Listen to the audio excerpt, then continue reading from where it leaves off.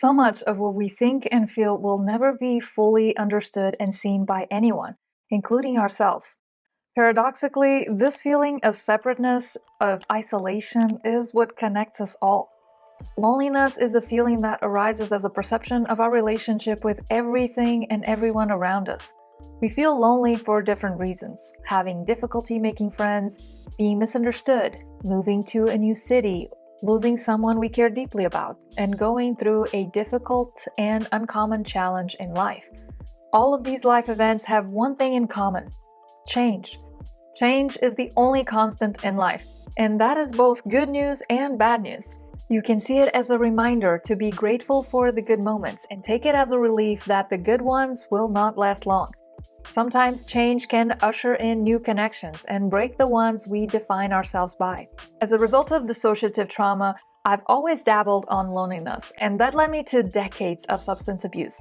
But the last time loneliness hit me like a ton of bricks happened when I went from being a D-level executive in Spain, living in Portugal, and fine dining on the weekends all over Europe, to selling all of my possessions and moving to the other side of the world, taking on 6 odd jobs and a full-time master's in counseling, all in the pursuit of connection. It was overwhelming, exhausting, but most noticeably, it was lonely. I felt disconnected from everything that I knew: my titles, my roles, my home, my friends and family, all things that define me on the outside, including my addictions. And I've also felt disconnected from myself. My personality needed to shift to accommodate the changes in language, in culture, in habits, and even in humor. We never really think about these things. Initially, I didn't know anybody. I didn't have any friends, and everything was too new to feel stable yet. I was alone, and that thought made me feel lonely. In fact, it fueled my loneliness. And that's also when it hit me. It was my thoughts about being alone that were creating my idea of loneliness. And that idea was charging my feelings of loneliness, making it real. This hunger for connection to someone that understood what I was going through, that I could share my thoughts with, the overwhelming world of possibilities over new interests, and the need for that intimacy with myself, of knowing how I was opening up to these new opportunities and handling change. Everything was new, and that was scary. Those sensations or emotions can be different from person to person and are also dependent on the event that triggers them. Some may experience loneliness as a form of sadness, confusion, heaviness, or achiness. Whatever your case, I want to impart you this: you are not a lonely person, and you're not having a lonely time in your life. You are a person who's having thoughts that are creating a set of physical sensations in your body that you call loneliness. Loneliness is not caused by not having enough friends or people we care about or that care about us, but by the thoughts that echo one sentence: I am alone. Now, I'm not saying you don't need connection. No man is an island, and positive physical touch is a powerful soother that stimulates feelings of safety and trust. But connection doesn't necessarily have to be to our own kind. Any relationship that is emotionally and spiritually rewarding suffices, be it with other people, an animal, nature, and even the cosmos.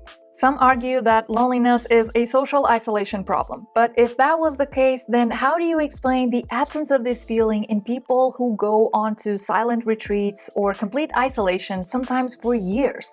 They don't experience loneliness in their solitude. Quite the opposite.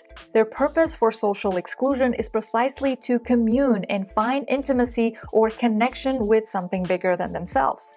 So if the problem is not one of environment, it can only be one related to nurture. In that case, the reason we experience loneliness so intensely is because we're programmed to believe we need other people to provide our feelings of connection and love and belonging. Now, that might be true when we're babies, because when we're newborns, we have yet to establish other attachments with the physical world. But that's not the case in adulthood.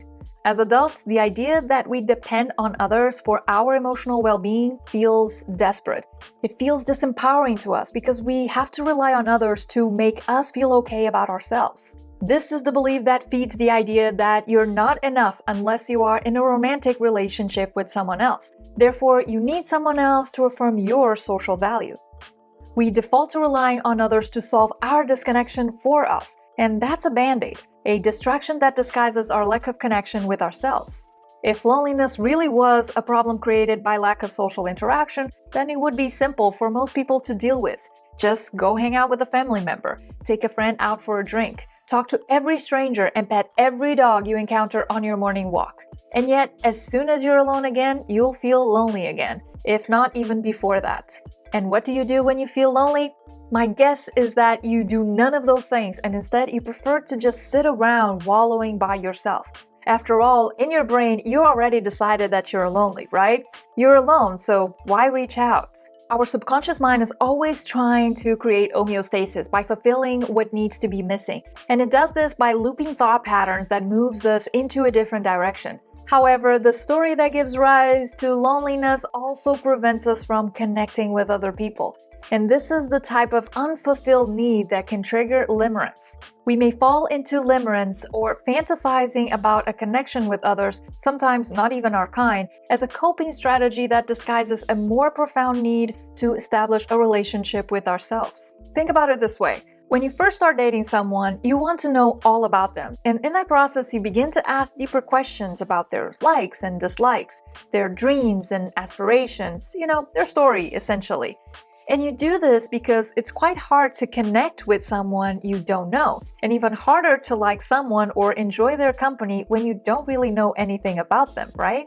So the same logic applies to you. Loneliness is not about feeling alone and disconnected around other people, but about not being able to be alone and connected with yourself. Because it's hard to connect with someone you don't know, and even harder to like someone or enjoy their company if you don't really know anything about them.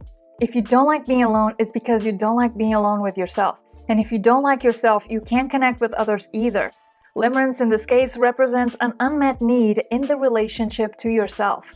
Whatever trait you see or fantasize seeing in the other person is only a reflection of an aspect of yourself that you're not expressing because you're disconnected from yourself. So the question about resolving loneliness is one of getting to know yourself. Being alone with yourself and your own thoughts can be uncomfortable at times because it is in this quiet space that our emotional discomfort can surface. And if we don't have the courage to hold space for our feelings and the emotional tools to challenge the thoughts that evoke those emotions, our only alternative is to default to our habitual patterns of coping. This unawareness is what ultimately leads to disconnection, to despair, to apathy, to many physical ailments, addiction, and even suicide ideation. We don't like to feel lonely because we usually associate loneliness with rejection. This is also what makes the idea of loneliness feel so painful. It's the fact that loneliness makes us feel inadequate, like we're not good enough or deserving enough to feel connected to others, or to have others wanting to connect with us. And because we already associate feeling lonely with rejection, we begin rejecting this feeling in ourselves too, and project it onto other people's behaviors. It doesn't matter how often you're around others, you will feel lonely because you think you are a lonely person. And because you made loneliness mean rejection, you'll feel inadequate and insufficient every time you experience feelings of loneliness.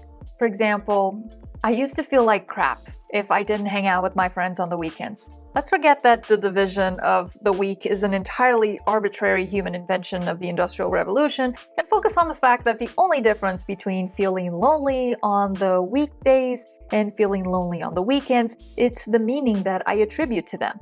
Weekends meant going out and having fun with my friends, so if I was home on a Friday night, it was either because I was boring or no one wanted to hang out with me. That perspective, as you can imagine, wasn't really helpful. I would easily spiral into shame and despair, so I decided to change my mindset to one that served me better. Nowadays, I spend a lot of time alone, but I rarely feel lonely anymore. I actually enjoy my own company now. I like hanging out with myself the same way that I would hang out with a good friend. I enjoy being with my friends and family, but I also find it deeply rewarding to connect with myself, my dog, nature, and even art. And when loneliness surfaces, I don't reject it anymore either. Loneliness, it's okay. It's just another feeling that calls my attention to some change that is causing disconnection within me. Perhaps a new version of myself is emerging as a result of a challenge that I am overcoming. Or maybe I'm not meeting my needs or reinforcing my boundaries when necessary. Maybe I haven't been present with myself without distractions for a while. Or I've been focusing too much on work and forgot to take some time for play in my life. Maybe I need to reassess my values and what's important for me in this moment. Whatever the case may be for you, know that loneliness is not caused by some superficial human interaction, but by the thoughts occupying your mind regarding loneliness. It's precisely because I don't see this feeling as unfavorable anymore that I offer it no resistance. Instead, I sit with it and I listen.